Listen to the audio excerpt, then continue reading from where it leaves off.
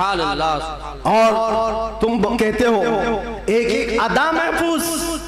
मेरे अजीज़ो, हुजूर पाक सल्लल्लाहु ताला अलैहि वसल्लम की जुबान से निकले हुए कलमात भी महफूज, एक हर्फ भी आगे पीछे किए बगैर सहाबा ने वो अल्फाज महफूज किए। दुनिया में किसी भी इंसान के कलमात वैसे महफूज नहीं है जैसे रसूलुल्लाह के महफूज। हुजूर के अल्फाज जैसे महफूज हैं, किसी के महफूज नहीं रखे गए हर लफ्ज को। हत्ता के एक सहाबी हैं, वो हदीस बयान करते हैं, अल्लाह ताला क़यामत के करीब इल्म को उठा लेगा। इल्म को उठा लेगा कैसे, वो बताते हैं, ऐसे उठाएगा। और उलमा के उठाए जाने से उनसे पूछा गया आप ऐसा क्यों कर रहे हैं? कहा मैंने रसूलुल्लाह को बयान करते हुए ऐसा करते हुए देखा था। जब हुजूर ने ये फरमाया था तब हुजूर ने ऐसा इशारा किया था। कोई सहाबी है हदीस बयान कर रहे हैं, मुस्कुरा करके बयान कर रहे हैं। पूछा कि क्यों? कहा जब रसूलुल्लाह ने ये जुमला फरमाया था तो हुजूर ने मुस्कुराया था। एक सहाबी है रिवायत बयान करे, हदीस बयान करे, मुसाफा करके कहते हैं कि ये ऐसा ऐसा हुजूर ने फरमाया। कहा ये मुसाफा करके बयान क्यों किया? कहा अल्लाह के नबी ने जब ये हदीस बयान की थी तो मुसाफा करके कहा था। अदा के साथ अल्फाज महफूज हैं, किसी के नहीं। और भौंकने वालों को देखना चाहिए उनका क्या महफूज है। अरे तुम्हारे बाप के ऊपर जाओ तो डैश डैश डैश, बहुत अच्छे, पता ही नहीं बहुत बेशक क्या खबर है। बहुतों को इनको पूछो तुम्हारा दादा कौन है, हो सकता है दादा तक तो चले जाए पर दादा नहीं मालूम। लादरी, हाँ लादरी, क्या बात, उसके ऊपर नहीं पता, तुम्हें तुम्हारी नस्ल से नहीं पता और हुजूर पाक सल्लल्लाहु अलैहि वसल्लम के मुतालिक बात करते हो और तुम्हें पता है अल्लाह के नबी सल्लल्लाहु ताला अलैहि वसल्लम का नस्ब बाप से, दादा से, परदादा से, उसके ऊपर से नहीं। मैं गिनाता हूँ, हजरत आदम अलैहिस्सलाम को अल्लाह ने रूए जमीन पर भेजा। आदम अलैहिस्सलाम की पेशानी में मेरे मुस्तफ़ा का नूर रखा।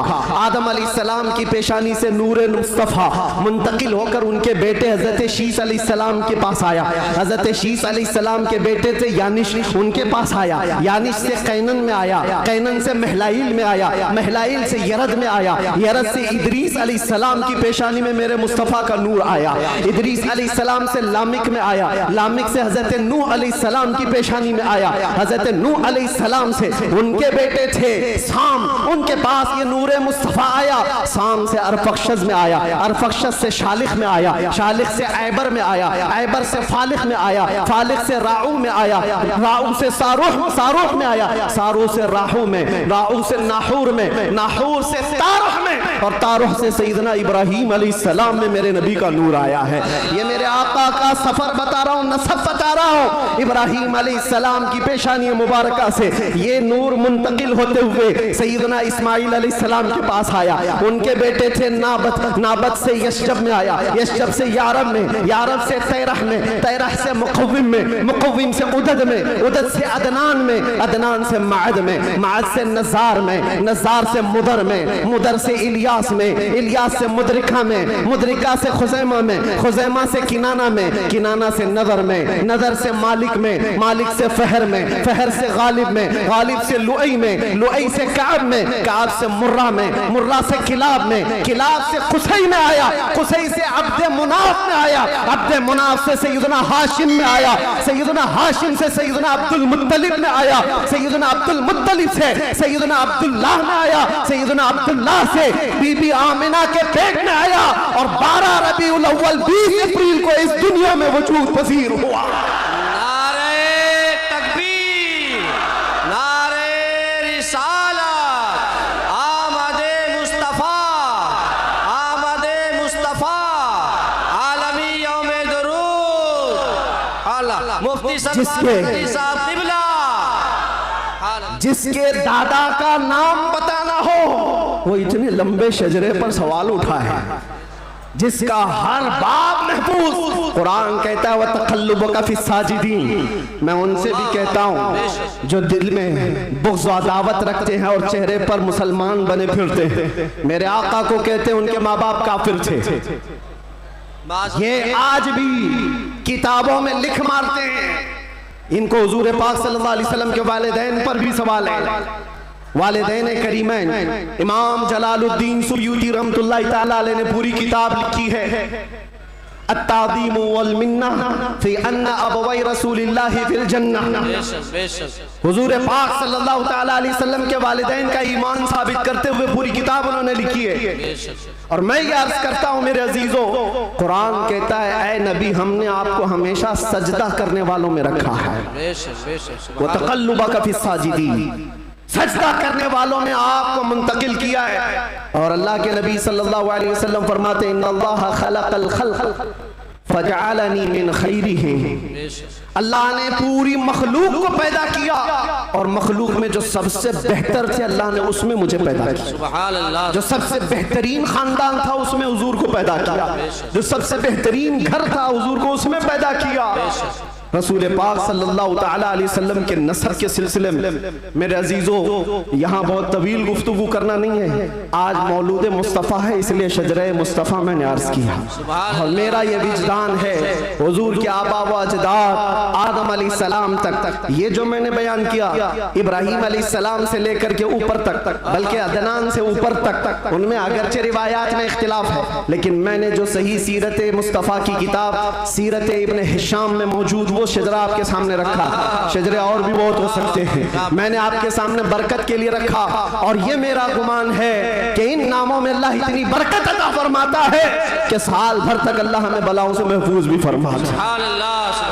अज़ीज़ान गिरामी, नूर मुस्तफ़ा सल्लल्लाहु ताला अलैहि वसल्लम के इस दुनिया में आने से पहले के जो हालात थे वो सबको पता है। हर रबीउल अव्वल शरीफ पे आप सुनते भी हैं 1000 साल तक जो आतिश कदा जल रहा था ईरान में, जिसको बुझने के नहीं दिया जाता था, पुजारी 1 मिनट भी बुझने नहीं देते थे। हुजूर की विलादत के दिन वो अचानक आग कदा बुझ गया, वो आतिश कदा बुझ गया। सब हैरान थे कि अचानक हुआ क्या है। और बुहैरा सावा समावा 2 नदियां जिनके मुतालिक कहा गया है एक नदी ऐसी है कि जो कभी नहीं सूखी, वो सूख गई एक ही दिन में। एक नदी ऐसी कि जो कभी पानी उसमें आया ही नहीं था, सूखी रहती, वो अचानक भर गई। और किसरा बादशाह के महल में जलजला आ गया था। फारस का बादशाह जिसके महल में जलजला आया और दीवार फट गई और उसके कंगोरे गिर गए, उसने सारे नजूमियों को बुलाया और पूछा मेरा किला इतना महफूज कि 1 लाख लोग मिलकर उसे तोड़ ना सके, हमने इस तरह से उसको मजबूत बनाया था, हुआ क्या है मेरे किले के अंदर, ये जलजला कैसे और ये दीवार कैसे। नजूमियों ने हिसाब किताब किया और उसके बाद बादशाह से कहा आई नई हुकूमत सिक्का नया चलेगा। यही जवाब दिया होगा उन्होंने, आई नई हुकूमत। आज अरब में एक बच्चा पैदा हुआ है जो कुफ्र और शिर्क की ज़ुल्मतों को दूर करके नूर का उजाला लाने वाला है, नूर वहदत का उजाला लाने वाला है। और फिर उन्होंने यही कहा होगा आई नई हुकूमत सिक्का नया चलेगा, आलम में रंग बदला सुबह शब विलादत। और उस जलजले पर बात याद आई है, मैं आपको बताता हूं। फारस में ये किला था बहुत बड़ा और बादशाह किसरा वो बैठा है और जलजला आया, दीवार शक हो गई। जलजला किस दिन आया? हुजूर की विलादत पर। आज भी कई लोगों के दिलों में भी जलजला आता है। क्या बात है, क्या बात है, बहुत जलजला आता है। बेशक बेशक, जब हुजूर की विलादत का जिक्र करे हिलने लग जाते वो, जलजला आता है। लेकिन तुम्हारे दिल के अंदर जलजला आने से हमें कुछ फर्क नहीं पड़ता, बेशक बेशक कुछ फर्क नहीं पड़ता। इसी जलजले को आला हजरत ने क्या फरमाया जानते हो? हश्र तक डालेंगे हम पैदाइशे मौला की धूम, मिस्ले फारस नजद के किले गिराते जाएंगे। बेशक बेशक, मिस्ले फारस नजद के किले गिराते जाएंगे। या रसूल अल्लाह, या रसूल अल्लाह, जिंदाबाद जिंदाबाद, आला हजरत, आला हजरत। आपको मैं ये बात जरूर अर्ज करना चाहूंगा, हुजूर पाक सल्लल्लाहु ताला अलैहि वसल्लम के आने के वक्त अगर ये हालात बदले थे, इनकलाब था, हुजूर की आमद से पहले अरब में जो हमेशा सहरा से जूझ रहा होता है, सूखेपन से हरियाली आ गई, बारिशें आ गई। उस साल जिस साल मेरे नबी की विलादत हुई, क्या बात है, ये अजीब व गरीब चीजें अरब वालों ने देखा भी और लिखा भी और महफूज भी रखा। पूरी दुनिया में हो क्या रहा है? पता ये चला जब नबी पाक सल्लल्लाहु अलैहि वसल्लम की आमद हुई थी तो पूरे दुनिया में एक इनकलाब आया था। इनकलाब आया था, देखने वालों की निगाहें देखी थी। आज मेरा विजदान ये कहता है जब कभी सच्चे इश्क और मोहब्बत के साथ हुजूर की कोई आमद की बात करता है तो इनकलाब आता है। बेशक बेशक उस इनकलाब का असर आज भी मौजूद है। इनकलाब आता है, किसी के चूल्हे हिलते हैं, किसी के दरो दीवार हिलते हैं, किसी के अंदर नखुवत की आग भड़कती है और कोई किसी को कुछ भी आंख दिखाता है। ये सब हो चुका है हुजूर की आमद से पहले। और जब हुजूर पाक सल्लल्लाहु अलैहि वसल्लम तशरीफ लाए उसके बाद के हालात भी आपको पता है। मुख्तसर अंदाज में चूंकि हर सुन्नी मुसलमान को ये जरूरी है कि वो अपने नबी की सीरत पढ़े, बल्कि हर मुसलमान। क्यों? उस रसूल को नहीं पढ़ा तो फिर किसको पढ़ेगा? किसको पढ़ेगा? ये मुजरा करने वाले नचनियों के बारे में तुम पढ़ते रहोगे। इनका बायोडाटा क्या है? जो जहन्नम का रास्ता दिखाते हो उनके मुतालिक तुम पढ़ते रहोगे? नहीं, तुम्हारा शौक, तुम्हारी जुस्तजू ये हो कि मेरे मुस्तफ़ा करीम सल्लल्लाहु अलैहि वसल्लम की हर अदा को मैं पढ़ लूं, हुजूर की जिंदगी पाक को पढ़ लूं। अल्लाह के नबी सल्लल्लाहु ताला अलैहि वसल्लम तशरीफ लाए, हालात ज़माना बहुत अलग थे और रिवायतें तो ये बताती हैं पूरे मक्का में उस साल सिर्फ और सिर्फ जितने घरों में बच्चे हुए सब लड़के ही पैदा हुए, सब पैदा हुए जो थे वो लड़के थे। नबी पाक सल्लल्लाहु अलैहि वसल्लम की विलादत होती है और आपके वालिद गिरामी हज़रत अब्दुल्ला आपकी विलादत से 6 महीने पहले इंतकाल कर चुके हैं और बीबी आमिना की गोद में मेरे मुस्तफ़ा सल्लल्लाहु अलैहि वसल्लम तशरीफ लाए। और तशरीफ लाने का अंदाज भी बीबी आमिना कहती हैं रजब के महीने में मुझे हमल ठहरा था और उसके बाद से मैंने अजीब व गरीब जो चीज़ें देखी हैं वो बयान से बाहर हैं। ना मुझे कभी हमल की तकलीफ हुई, ना पैर बोझल होते थे, ना सर में चक्कर आता था जैसे प्रेग्नेंट औरतों को होता है। जो हामिला औरतें होती हैं उनको तकलीफें होती हैं, बोझ उठाना होता है बच्चे का और उनके पाँव बोझल होते हैं, कभी उनको खाने में मज़ा ख़त्म हो जाता है, कभी सर चकराने लगता है। अलग अलग चीज़ें हामिला औरतों के साथ होती हैं, मतली आती है, उल्टी आती है। बीबी आमिना कहती हैं जब से मेरे पेट में मोहम्मद सल्लल्लाहु अलैहि वसल्लम तशरीफ लाए मुझे कोई तकलीफ नहीं थी, ना कभी मतली आई, ना कभी चक्कर आया, ना कभी पैर बोझल हुए, न तबीयत में गिरानी आई, बल्कि उसके बरअक्स जो हालात थे। बीबी आमिना कहती हैं रात को सोती तो कभी ख्वाब में इब्राहीम अलैहिस्सलाम तशरीफ लाते और कभी मूसा अलैहिस्सलाम तशरीफ लाते, कभी ईसा अलैहिस्सलाम तशरीफ लाते और बशारत देते जाते आमिना मुबारक हो तेरी गोद में कायनात का आका आने वाला है। अल्लाह ने उसको परचम नबुव्वत ऐसा दिया है। सबकी बशारतें सुनते सुनते आ रही थी, यहाँ तक के सफर का महीना आया था, रबीउल अव्वल से पहले जो आता है। बीबी आमिना कहती है मैंने एक बार देखा जिब्राईल अमीन अलैहिस्सलातु तस्लीम सफों को दुरुस्त किए जा रहे हैं, फरिश्तों की आवाजें और मेरे घर पर हूरों के गुनगुनाने की आवाजें आती थी। पहली रबीउल अव्वल, दूसरी हुई, तीसरी हुई, चौथी हुई, ये सारे निशानियां बीबी आमिना देखती रही। कहती हैं 12 रबीउल अव्वल का वक्त था, ये 20 अप्रैल रही होगी। मेरे अजीजों, बीबी आमिना कहती हैं अचानक मेरी पेशानी से एक नूर चमका, मैं मक्का में बैठ करके मुल्के शाम के महल्लात को भी देख रही थी, इराक में मौजूद बसरा के महल्लात देख रही थी। किलोमीटर नाप के देख लेना आज मक्का से मुल्के शाम का फासला कितना है, मक्का से इराक के बसरा का फासला कितना है। वो बीबी आमिना है जिसके पेट में मौजूद रसूल हैं और उनकी आंखें मक्का से शाम तक देख रही हैं। जिसकी बरकत से आमिना मक्का से शाम तक देखती हो, उस कायनात के आका के बारे में हम ये अकीदा रखते हैं तो क्या बुरा करते हैं। हम यहाँ से पुकारे वो वहां से सुने, मुस्तफा की समाअत पे लाखों सलाम। क्या ये अकीदा बुरा है? नारे रिसालत आमदे मुस्तफा आलमी यौमे दुरूद शरीफ मुफ्ती सलमान अज़हरी साहब क़िबला हुज़ूर मोइनुल मशाइख़ हुज़ूर असीर मुफ्ती आज़म हिंद जिस तरफ उठ गई दम में दम आ गया उस निगाह इनायत पे हाँ, उस रसूल पाक सल्लल्लाहु अलैहि वसल्लम की जलवागरी से पहले बीबी आमिना ये बता रही हैं, रात का वक्त था और मेरे घर पर ऐसा लगता था कि नूर की जमातें उतरती जा रही हैं। कभी मुझे गुनगुनाने की आवाजें आती थी और हूरों की आवाजें हों, फरिश्तों की आवाजें हों। सुबह सादिक का करीब वक्त आया था, अचानक मेरे घर में 3 औरतें दाखिल हुई। मैंने पूछा ये कौन है, कहाँ से आई हैं? कहा वो दाया थी, जो बच्चा पैदा होने के वक्त औरतें हेल्प के लिए, मदद के लिए आती हैं, उनको दाया कहते हैं। ये 3 औरतें आई थी, बीबी आमिना कहती हैं। मैंने पूछा कौन हो तुम, कहाँ से आई हो? उसमें से एक औरत ने कहा मेरा नाम बीबी आसिया है, मैं दूसरी ने कहा मेरा नाम बीबी मरियम है, तीसरी ने कहा मेरा नाम बीबी हवा है। ये वो मुकद्दस खवातीन जो दुनिया की सबसे अफजल खवातीन हैं, तो हुजूर पाक की दाया बनकर के आई हैं। हजरत बीबी आमिना कहती हैं विलादत का वक्त करीब आया, अचानक मेरी आंखें बंद हुई, थोड़ी देर के बाद पलक क्या झपकी, फिर मैंने आंखें खोली तो हुजूर पाक को सजदे के आलम में मैं बाहर न देखा। बहरे कोई तकलीफ, कोई दर्द सह नहीं, हुजूर पाक सल्लल्लाहु अलैहि वसल्लम को देखा। और वो भी मंजर बयान करती हैं हजरत बीबी आमिना की शान में देखा। कहती है न कोई आलाइश, न कोई नापाकी, न कोई गंदगी। हुजूर पाक सल्लल्लाहु अलैहि वसल्लम जब पैदा हुए थे धुले धुलाए हुए आए थे, नहाए हुए आए थे, सुरमा लगाए हुए आए थे, खतना किए हुए आए थे। और हजरत बीबी आमिना कहती है सजदे के आलम में इस तरह से थे कि हुजूर पाक सल्लल्लाहु अलैहि वसल्लम के जिस्म का सामने वाला हिस्सा नजर ना आए। वो कायनात का आका और मौला दुनिया में आ रहा है तो सजदे के आलम में आ रहा है। क्या बात है। और जब तशरीफ लाए बीबी आमिना खुश थी कि गुलाब जैसी रंगत जिसको देखे तो आंखें झपकाना भूल जाए।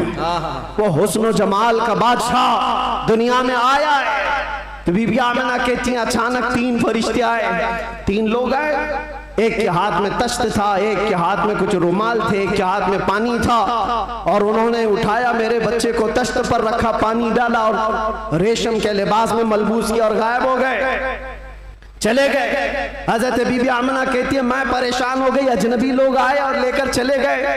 कहाँ चले गए, कौन थे ये, मेरे बच्चे को गायब कैसे कर दिया गया? थोड़ी देर गुजरी थी कि हुजूर दोबारा तशरीफ लाए।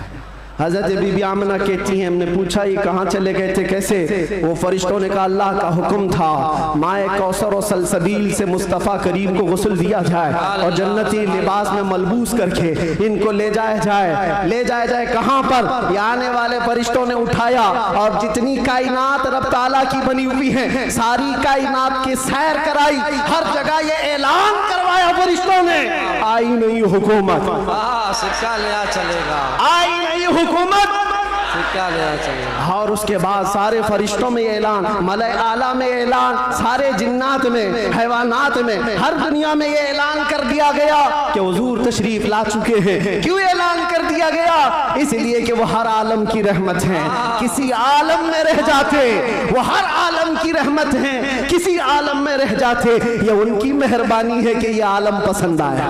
नारे तकबीर, नारे रिसालत, आमदे मुस्तफ़ा हुजूर मोइनुल मशाइख मेरे अजीज़ों, सईद नूरी साहब क़िबला नबी पाक सल्लल्लाहु ताला अलैहि वसल्लम को पैदा होने के बाद बीबी हलीमा सादिया अपने घर ले गईं। 2 साल तक दूध पिलाया और वापस ले आई। सैयदा बीबी आमिना रज़ियल्लाहु ताला अन्हा की परवरिश में थे। बीबी आमिना रज़ियल्लाहु ताला अन्हा के साथ 6 साल तक रहे और अपनी ननिहाल एक बार सफर पर तशरीफ ले गई। बीबी आमिना वापस आ रही थी अपने ननिहाल से, जो मदीना है आज वो उस वक्त यसरफ था। वापस तशरीफ ला रही थी, मकाम अबवा में बीबी आमिना का इंतकाल हुआ। 6 साल के नन्हे हाथों से मेरे आका सल्लल्लाहु अलैहि वसल्लम ने हजरत बीबी आमिना की तदफीन फरमाई और उसके बाद वापस आए तो दादा अब्दुल मुत्तलिब की कफालत में थे। 8 साल की उम्र तक हुजूर सल्लल्लाहु अलैहि वसल्लम अपने दादा की कफालत में रहे। जद्दे अमजद हजरत अब्दुल मुत्तलिब 8 साल की उम्र में इंतकाल कर गए तो फिर चचा अबू तालिब ने हुजूर की कफालत को ले लिया और उसके बाद अबू तालिब की कफालत में रसूल पाक सल्लल्लाहु अलैहि वसल्लम परवान चढ़ते रहे। 11 साल की उम्र हुई तो पहला तिजारती काफिला जो मुल्क शाम जा रहा था अबू तालिब के साथ सफर किया। सफर के दौरान एक राहिब था, ईसाई था, बड़ा आलिम था। उसने देख करके पहचान लिया और कहा अनकरीब एक आखिरी रसूल आने वाला है जिसका नूर पूरे कायनात में फैलेगा और जिसकी रोशनी से हर कोई हर जगह की जुल्मत छट जाएगी। और मुझे ऐसा लगता है वो नूर वाला रसूल अबू तालिब के तुम्हारा भतीजा है। बशारत दे दी और कहा इनके दुश्मन यहूदी होंगे, कत्ल कर देंगे, इनको वापस ले जाओ। वापस ले आए, मुल्क शाम में यहूदियों के करीब न जाने दिया। हुजूर पाक सल्लल्लाहु तआला अलैहि वसल्लम परवान चढ़ते रहे। जब आपकी उम्र 18 साल की हुई तो ये जंगों में शिरकत भी आपने फरमाई, जो उस वक्त की जंगें थी, जो हल्फुल फिज्जार भी कहा जाता है। और उन जंगों में शिरकत के बाद नबी पाक सल्लल्लाहु अलैहि वसल्लम ने 25 साल की उम्र में फिर तिजारत का सफर फरमाया। 25 साल की उम्र में आपकी जहानत, आपकी दानाई, आपकी सदाकत, आपकी अमानत सारे मक्का में मुसल्लम थी। हर कोई अजमत एहतराम से देखता था। फिर जब तिजारत करके काफी माल नफा का लेकर वापस तशरीफ लाए, मक्का की सबसे ताहिरा, पाकीज़ा, अफीफा खातून खदीजतुल कुबरा, जो बेवा थी, 2 शोहर से उनके इंतकाल हो चुके थे। 2 शोहर पहले उन्होंने हज़रत रसूल पाक सल्लल्लाहु अलैहि वसल्लम की अमानतदारी देखी तो निकाह का पैगाम दिया। अल्लाह के नबी सल्लल्लाहु अलैहि वसल्लम ने कबूल फरमाया। 25 साल की उम्र में आपकी पहली शादी मुबारक। फिर हज़रत खदीजा के साथ आपने निकाह करके अज़दवाजी जिंदगी शुरू फरमाई। आपकी औलाद हुई, हज़रत ज़ैनब हुई, हज़रत रुक़ैया हुई, हज़रत उम्मे कुलसूम हुई, हज़रत बीबी फातिमा ज़हरा हुई, हज़रत अब्दुल्ला हुए, हज़रत कासिम हुए। 6 बेटे हज़रत खदीजा के पेट से पैदा हुए। और जब ये हालात जिंदगी आगे बढ़ती गई, मक्का वालों में आपका अज़्म, आपका मकाम और मर्तबा ऐसा था कि आपसी झगड़े फसादात हो। हुजूर पाक सल्लल्लाहु तआला अलैहि वसल्लम के एक इशारे से कई कबीलों के वो मसले जो कई सालों से अनहल थे, लायनहल थे, वो हल कर लिए जाते थे। फिर जब 40 साल की उम्र पाक हुई, रसूल करीम सल्लल्लाहु तआला अलैहि वसल्लम की, आप गारे हिरा तशरीफ ले जाते थे, खलवत में इबादत करते थे। फिर वो फरिश्ता आया जिब्राइल अमीन कुरान की आयतें लेकर के और हुजूर से कहा इक़रा, कहा पढ़ो। हुजूर ने कहा मा अना बिक़ारी, 3 बार कहा। उसके बाद कहा इक़रा बिस्मि रब्बिकल्लज़ी खलक़, पढ़ो अपने उस रब के नाम से जिसने तुम्हें पैदा किया है। अल्लाह के नबी ने पढ़ना शुरू फरमाया। 5 आयतें उतरी, उतर कर गारे हिरा से वो सूए कौम आया है। जहां को अंधेरों से निकालने वाला वो रसूल तशरीफ लाया गारे हिरा से। और जब तशरीफ लाए फिर अल्लाह के नबी सल्लल्लाहु अलैहि वसल्लम ने ऐलान नबुव्वत फरमाया, मक्का वालों को जमा किया, अपने नबी आखिर ज़मा होने का, अल्लाह के एक होने का ऐलान किया। मानने वालों ने माना, चिढ़ने वालों ने चिढ़ना शुरू किया। दुश्मनियां यहाँ से शुरू हुई और झगड़े फसादा शुरू हुए। सहाबा जो बनते चले गए हुजूर के, शुरू में गरीब थे, कमजोर थे, ज़ईफ थे, उन्हें मारा गया, पीटा गया, तकलीफें दी गई। 50 साल की उम्र पाक थी रसूल पाक सल्लल्लाहु अलैहि वसल्लम की, जब आपका सोशल बाइकाट किया गया था। 7वां साल हुजूर का बेअसत का था, नबुव्वत का 7वां साल था। आपका पूरे मक्का वालों ने मिलकर सोशल बाइकाट किया था। शब अबी तालिब की घाटियों में हुजूर महसूर रहे अपने खानदान के साथ। आपको दाना पानी कुछ नहीं जाने दिया जाता था। पत्ते खाए हुजूर ने और चमड़े उबाल करके खाए। 2 साल का ये अरसा गुजरा था तो फिर ये हलफ, ये अहद तोड़ दिया गया। और फिर 50 साल की उम्र पाक थी हुजूर की, जब बीबी खदीजा का भी इंतकाल हो गया। 4 महीने के बाद अबू तालिब का भी इंतकाल हो गया। वो आमल हुज़्न था, गमों का साल था। नबी पाक सल्लल्लाहु अलैहि वसल्लम पर गम, उसके ऊपर गम के ऊपर गम आते गए। और इधर सहाबा की परेशानियां, बहुत सारे सहाबा हिजरत करके हबशा चले गए। अल्लाह के नबी सल्लल्लाहु अलैहि वसल्लम इन आजमाइशों से नबुर्दाज़मा थे।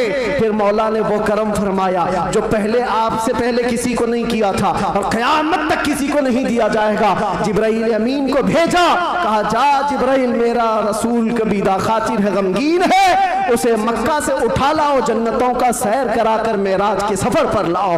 नबी पाक सल्लल्लाहु तआला अलैहि वसल्लम का मेराज का सफर हुआ, वापस तशरीफ लाए। ऐलान नबुव्वत के बाद 53 साल हुजूर की जिंदगी पाक मक्का में गुजरी। फिर अल्लाह का हुक्म आया, मक्का से हिजरत फरमा कर आप मदीना तशरीफ ले गए। मदीने वालों ने शानदार इस्तकबाल किया था, मक्का वालों की तरह नहीं थे।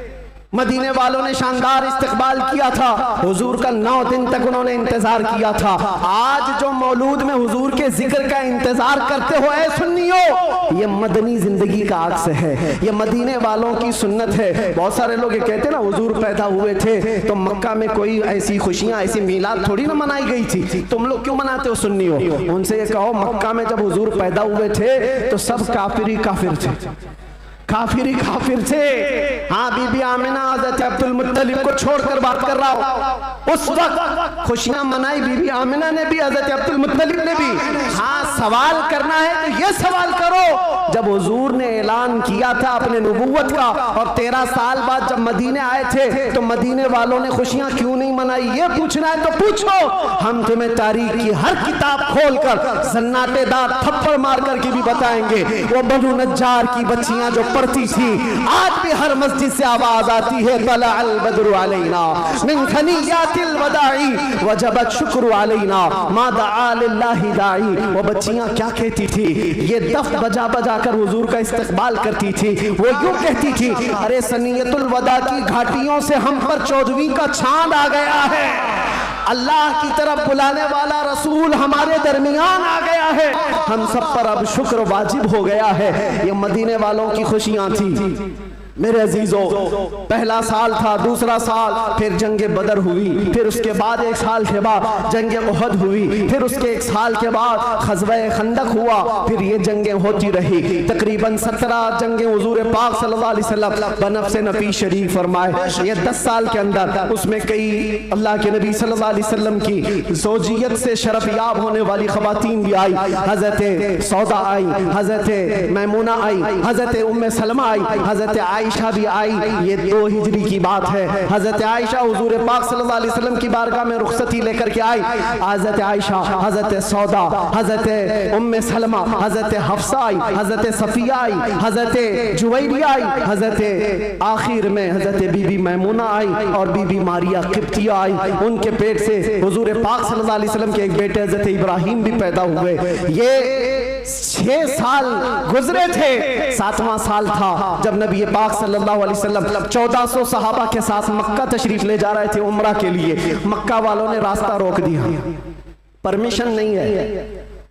बहुत सारी जगहों पर जिनका गलबा असर और रसूख वे समझते हैं हम जिसे चाहेंगे परमिशन देंगे। हम मेरे अजीजों, ये गलबा और ये ताकत ज्यादा देर की नहीं होती, सच्चे ज्यादा देर की नहीं होती। आज तुम मसनद नशीन हो, कल गधे नशीन बन जाओ। क्या कहने मुफ्ती साहब, बहुत खूब। थोड़ी देर की बात है और फिर मैं वो बात कहूंगा तो लोगों को फिर वो हो जाएगा कुछ देर की खामोशी। अरे खामोशी रहो भाई, खामोश रहो भाई।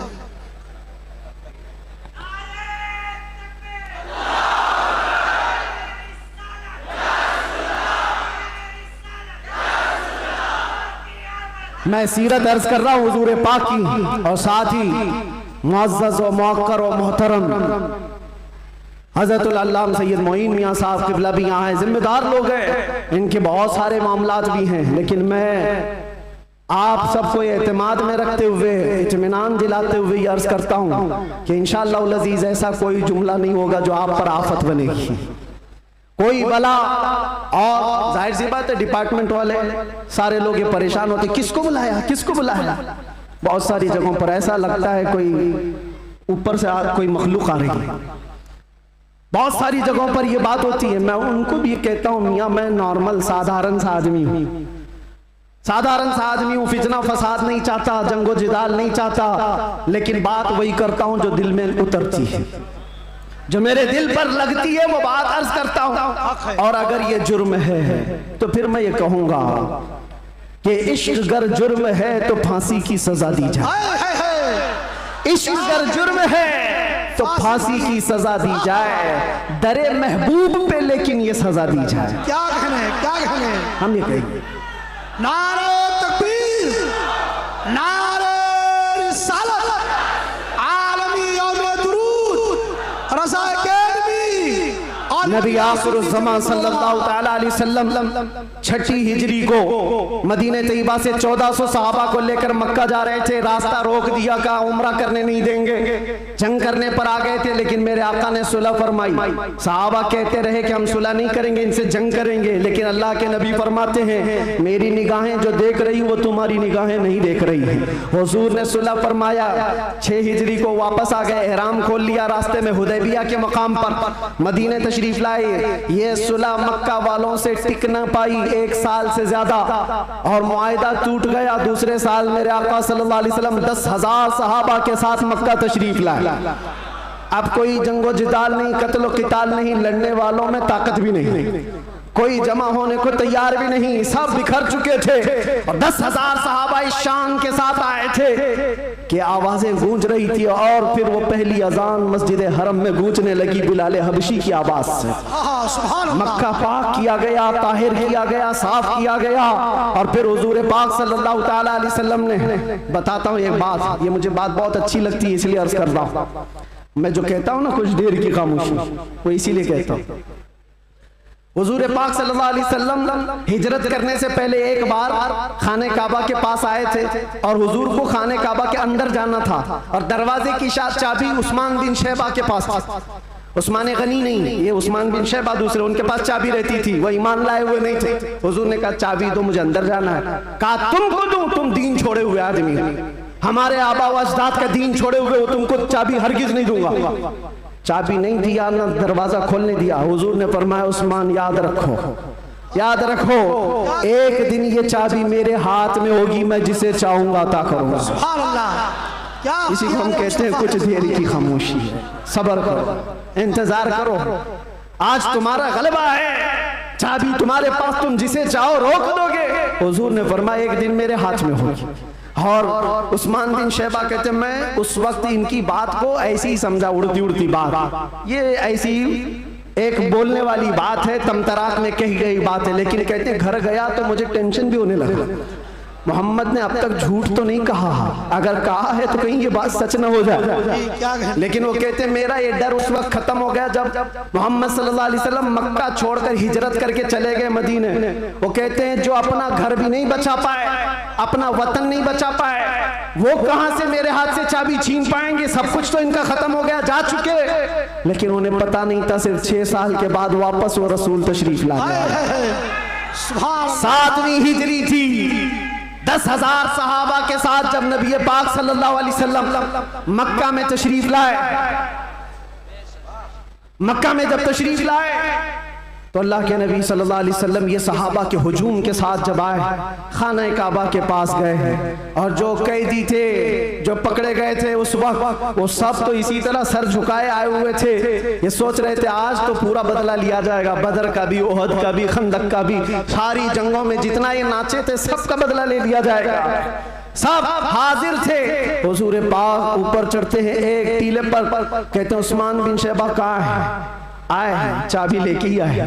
कहा लाओ चाबी। हुजूर के हाथ में चाबी दे दिया, जो मेरे मुस्तफा की जुबान से निकला है वो होकर रहेगा। अल्लाह के नबी ने फरमाया, हदीस सुना रहा हूं, अल्लाह के नबी ने फरमाया इस रुए जमीन पर एक दिन ऐसा आएगा कि पूरे खित्ते पर एक भी आदमी ऐसा ना होगा जो ला इलाहा इल्लल्लाह ना बोलता हो। सुभान अल्लाह, सुभान अल्लाह, सुभान अल्लाह। हर इंसान ये दीन गालिब आकर रहेगा, ये उसी रसूल ने फरमाया है। हाँ, ये मत पूछो अभी क्यों नहीं हो रहा, कल क्यों नहीं हो रहा, परसों क्यों नहीं हो रहा, हालात है कुछ देर, उसके बाद मेरे नबी ने जो फरमाया है वो होकर रहेगा। चाबी ली और उसके बाद दरवाजा खोला, जो काबे को पाक किया, काबा आज भी उन अजमतों को सलाम करता है। बेशक, सुभान अल्लाह। आज भी काबे की तहारत का सेहरा मेरे मुस्तफा के हाथ है। नबी पाक सल्लल्लाहु ताला अलैहि वसल्लम ने उसके बाद फिर ऐलान किया पूरे मजमे में, कहते हैं आज मैं ये चाबी ऐसे शख्स के हाथ में दूंगा जिससे कयामत तक कोई चाबी छीन नहीं पाएगा। अल्लाह, कितनी बड़ी फजीलत की बात है, कितनी बड़ी बशारत। सारे सहाबा की गर्दनें ऊंची हो गई, चाबी मुझे मिले। हजरत अबू बकर सिद्दीक सोच रहे हैं, उमर फारूक सोच रहे हैं, हजरत अब्बास सोच रहे हैं, अब्दुल्ला इब्न मसूद सोच रहे हैं, कई सहाबा ये दिल में ख्वाहिश रखते हैं चाबी शायद हमको मिले, चाहे शायद हमको मिले। हुजूर ने फरमाया उसको दूंगा, कयामत तक उससे कोई छीन नहीं पाएगा। सब देखते रहे और हुजूर ने एक आयत तिलावत फरमाई कुरान की, इन्नल्लाह यअमुरुकुम अन तुअद्दुल अमानाति इला अहलिहा, बेशक अल्लाह तुम्हें हुक्म देता है जिसकी अमानत है उस तक वापस लौटा दिया करो। हुजूर ने फरमाया उस्मान बिन शैबा इधर आओ। क्या कहने, वो अचंभे में रह गए, कहाँ ख्वाबो ख्याल में भी नहीं था कि हम तो दुश्मनों में हैं, मुकाबला किए हुए लोग हैं, आज ये गालिब लोग हैं। लेकिन हुजूर रहमतुल लिल आलमीन थे। सुभान अल्लाह, सुभान अल्लाह। बुलाया, कहा उस्मान बिन शैबा, कहा ये चाबी लो और इस चाबी को क़यामत तक अब तुमसे कोई छीन नहीं पाएगा। जाकर आज भी हरम काबा के पास तारीख पूछ लेना। सदियां बीत गई, कई यजीद आए, कई दज्जाल आए, कई बादशाह आए, लेकिन आज भी खाना काबा की चाबी उस्मान बिन शैबा की औलाद में ही होती है। और मेरे आका ने फरमाया है तो क़यामत तक उनकी नस्ल में ही रहेगी। चाबी तो ले लिया उस्मान बिन शैबा ने, कहा ये चाबी बाद में पकड़ता हूँ, पहले ये कहता हूँ अशहदु अल्ला इलाहा इल्लल्लाह व अशहदु अन्ना मुहम्मदन रसूलुल्लाह। ये है उस मुहसिन इंसानियत ने क्या कुछ न दिया इंसानों को, दस्तूर दिया, मंशूर दिया, कई राहें दी, कई मोड़ दिया। लाखों सलाम उस आका पर, बुत लाखों जितने तोड़ दिया। दुनिया को पैगाम सुकून दिया और तूफानों के रुख को मोड़ दिया। अजीजा ने गिरामी, वापस मेरे आका तशरीफ ले गए। 10 हिजरी तक कई जंगें भी हुई, 11 हिजरी थी। हुजूर पाक सल्लल्लाहु अलैहि वसल्लम ने आखिरी हज फरमाया। हज के बाद जब नबी करीम सल्लल्लाहु अलैहि वसल्लम तशरीफ ले आए, अलालत हुई, सफर का महीना था और सहाबा इकराम के दरमियान हुजूर ने खुतबा दिया। इरशाद फरमाया, अल्लाह ने अपने एक बंदे को इख्तियार दिया है, वो चाहे तो दुनिया की चीजें रख ले या अल्लाह के पास जो है वो ले ले। और उस बंदे ने अल्लाह के पास जो है उसको इख्तियार कर लिया। ये हदीस सुनकर के हजरत अबू बकर रोने लगे। सहाबा ने पूछा क्यों रो रहे हो? कहा हुजूर ने ये अपने बारे में फरमाया है, अल्लाह ने उनको इख्तियार दिया है, चाहे तो दुनिया की सब चीजें रख लो या अल्लाह के पास आने को मंजूर कर लो। हुजूर ने अल्लाह के पास जाने को मंजूर किया। फिर वो आखिरी आयत नासिल हो गई, अल यौमा अकमलतु लकुम दीनकुम व अतममतु अलैकुम निअमती व रदीतु लकुमुल इस्लाम दीना। आज के दिन मैंने तुम्हारा दीन मुकम्मल कर दिया और सारी नेमतें तमाम कर दी। अल्लाह फरमाता है मैं तुम्हें इस्लाम देकर राजी हो गया। ये कुरान की आखिरी आयत आई। तब फिर सहाबा में हजरत अबू बकर सिद्दीक गमगीन हुए, कहा अब अल्लाह के नबी सल्लल्लाहु अलैहि वसल्लम हमारे दरमियान नहीं रहेंगे। फिर रबीउल अव्वल का ही वो महीना आया, अल्लाह के नबी सल्लल्लाहु अलैहि वसल्लम बिस्तर अलालत पर थे। फिर 13 रबीउल अव्वल की वो रात आई जब हुजूर को शिद्दत का बुखार, हुजूर मिसवाक को पानी में डालते थे और बार बार अपने मुंह की तरफ इशारा फरमाते थे और फिर ये फरमाते नज़ा की हालत सख्त होती है, सकरात का वक्त बहुत सख्त होता है, लेकिन ए उम्मत मुस्तफ़ा एक बात मैं आपको बताता हूँ, वो हालत नज़ा में मेरे मुस्तफ़ा थे। हजरत आयशा फरमाती है मेरे जानों पर सर रख करके हुजूर आराम कर रहे थे और फरमाया था किसी को आने मत देना, अब मुलाकात का वक्त बंद हो चुका है। अचानक दरवाजे पर दस्तक हुई, हुजूर ने फरमाया आ जाओ और फरमाया आयशा ये मौत का फरिश्ता है, मलकुल मौत है, मुझसे पहले कभी इसने किसी की रूह कब्ज करने के लिए इजाजत नहीं मांगी और इसके बाद भी कभी नहीं मांगेगा, मैं उसको इजाजत दे रहा हूँ। लेकिन अल्लाह के नबी सल्लल्लाहु अलैहि वसल्लम के मुतालिक ये बात भी बताई जाती है, हुजूर ने मलकुल मौत से पूछा। अल्लाह अल्लाह, यहाँ पर आकर के मेरे जज्बात टूट जाते हैं, मेरे जज्बात हाथ दे जाते हैं। अल्लाह के नबी सल्लल्लाहु अलैहि वसल्लम सकरात के आलम में, नज़ा के आलम में, तुम्हें पता है सकरात और नज़ा किसको कहते हैं? आदमी अपनी माँ बाप को भूल जाता है, अपने बच्चों को भूल जाता है, अपना नाम भूल जाता है मौत से पहले। खाना पीना तो दूर की बात, उसके जिस्म पर मक्खी बैठे तो पहाड़ की तरह लगती है सकरात के आलम में, उसकी तकलीफ उसको पता है, वो किसी की नहीं सोचता, उसको हाय हाय लगी होती है। लेकिन मेरे मुस्तफा सल्लल्लाहु अलैहि वसल्लम आलम नज़ा में मलकुल मौत से ये पूछते हैं, ऐ इज़राइल बता ये जो नज़ा का दर्द है क्या मेरी उम्मत को भी दिया जाएगा? क्या मेरी उम्मत भी इस दर्द से गुजरेगी? जो न भूला हम गरीबों को रज़ा, याद उसकी अपनी आदत कीजिए।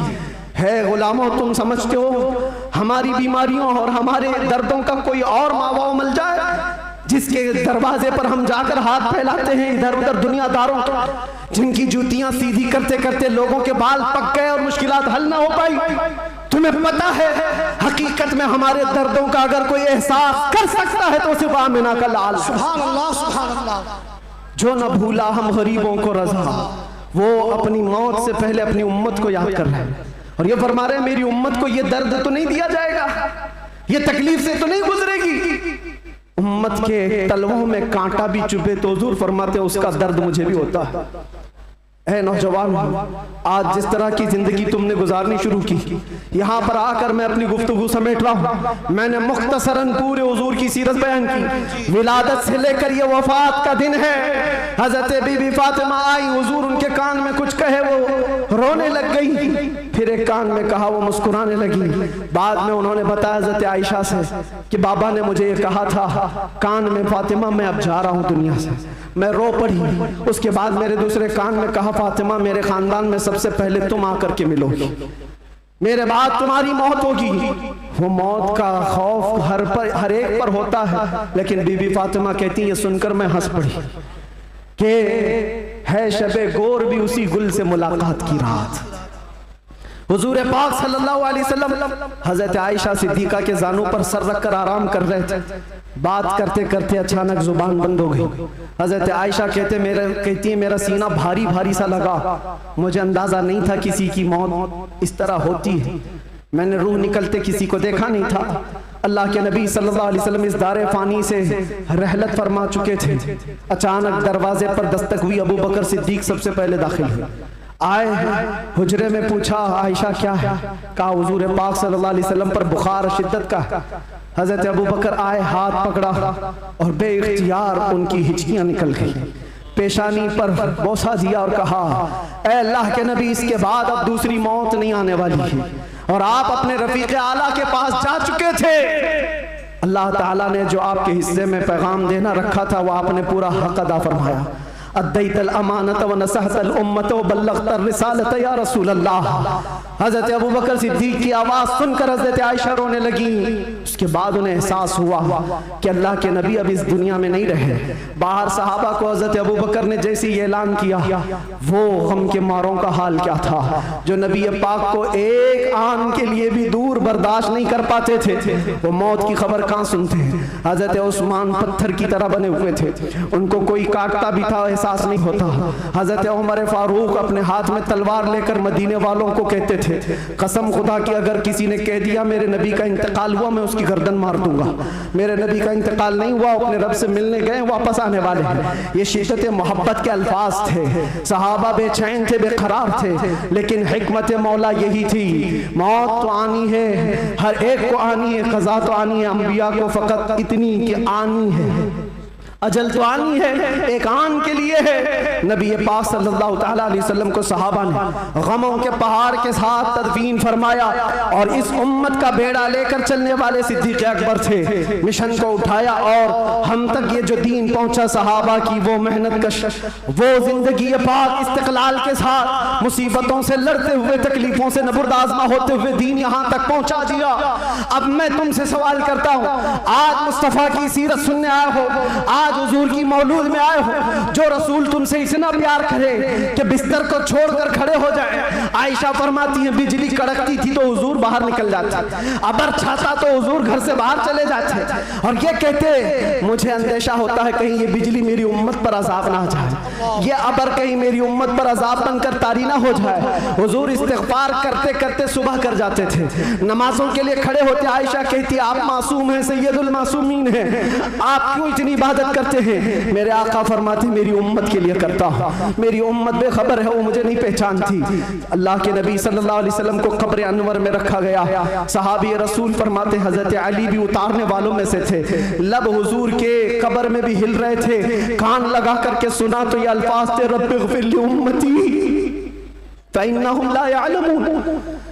ऐ मेरे रब मेरी उम्मत की बख्शिश फरमा, इसलिए कि वो नहीं जानती। जो न भूला हम गरीबों को रजा, याद उसकी अपनी आदत कीजिए। नौजवानों, आज फिर मैं तुम्हारे अखलाक को किरदार से सवाल करता हूँ। उस रसूल के मानने वाले हो जिस रसूल ने तुम्हें किसी जगह फरामोश नहीं किया।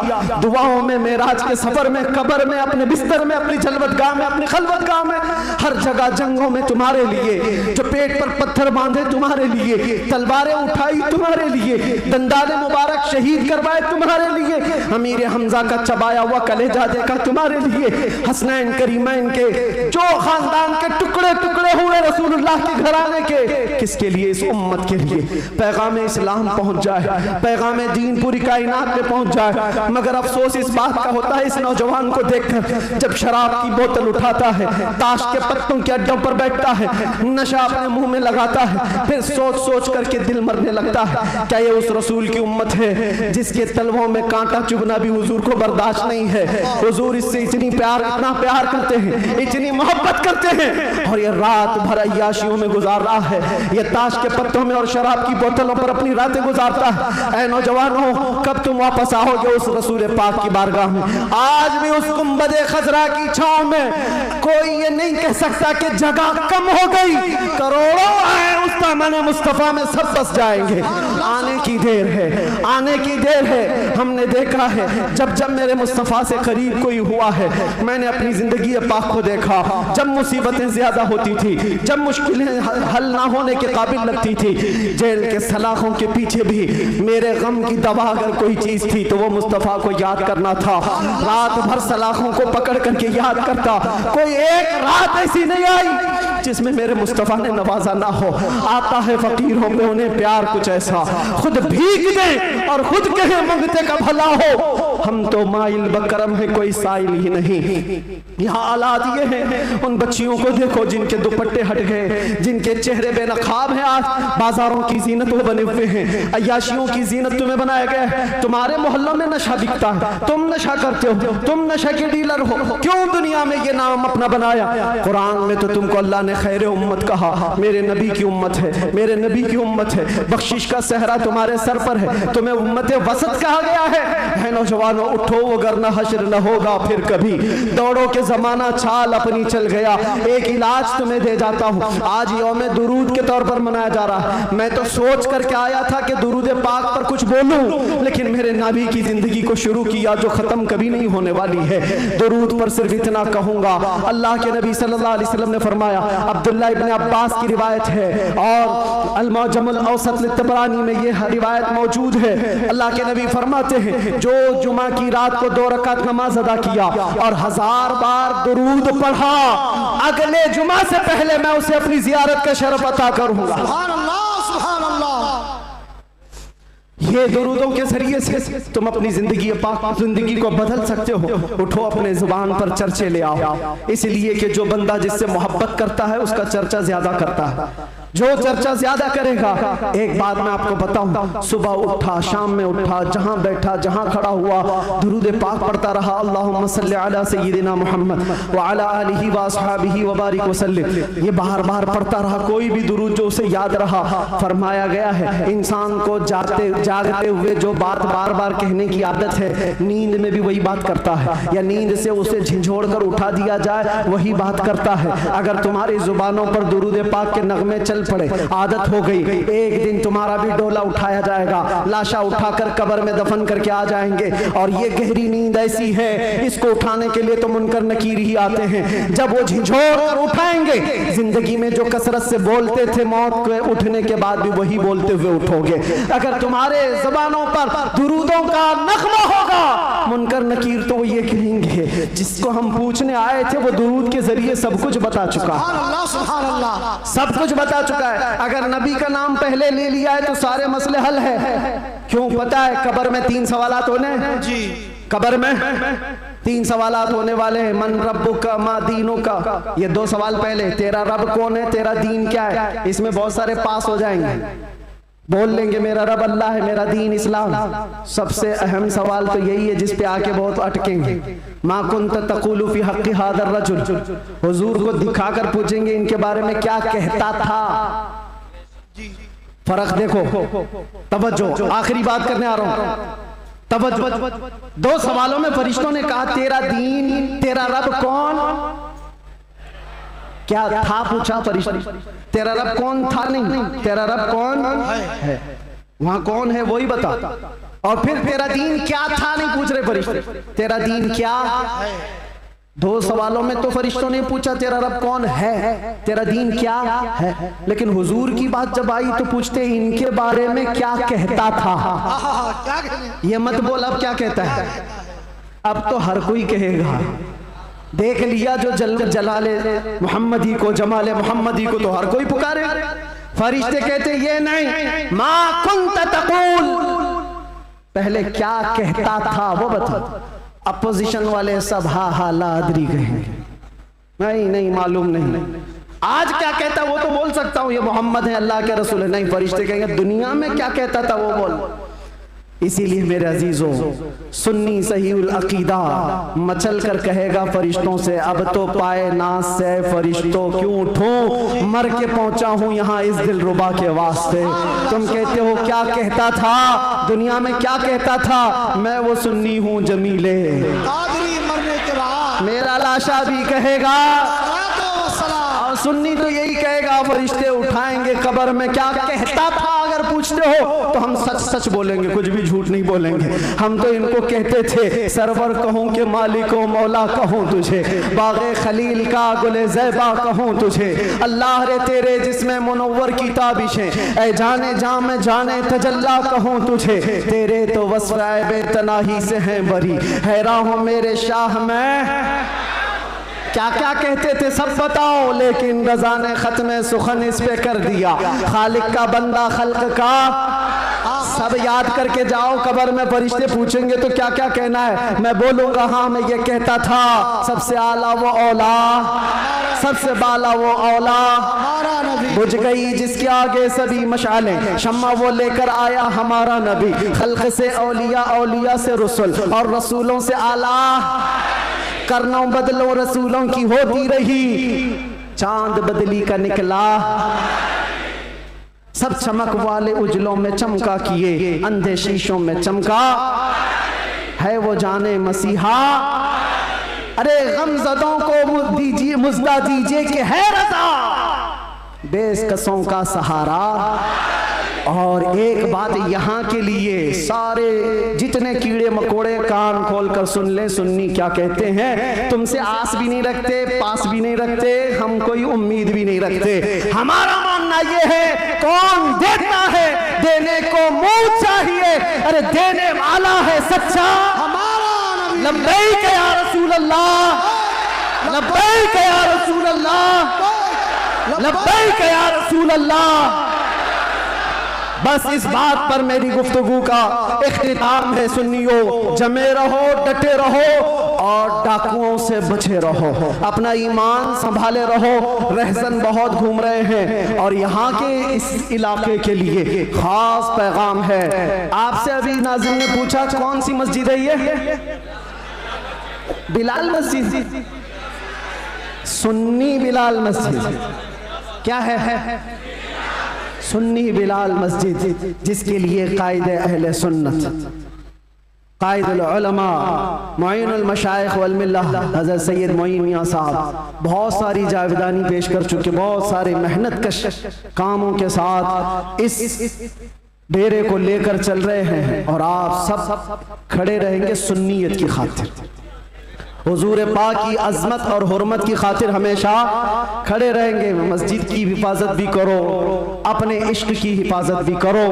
और इस बात पर अब गुफ्तगू खत्म करते हैं। कुव्वत इश्क से हर पस्त को बाला कर दे, दहर में नामे मोहम्मद से उजाला कर दे, कि मोहम्मद से वफा तूने तो हम तेरे हैं, ये जहां चीज है क्या लाहो कलम तेरे हैं। या रसूल अल्लाह, जब तक बिके न थे तो कोई पूछता न था, तुमने खरीद कर हमें अनमोल कर दिया।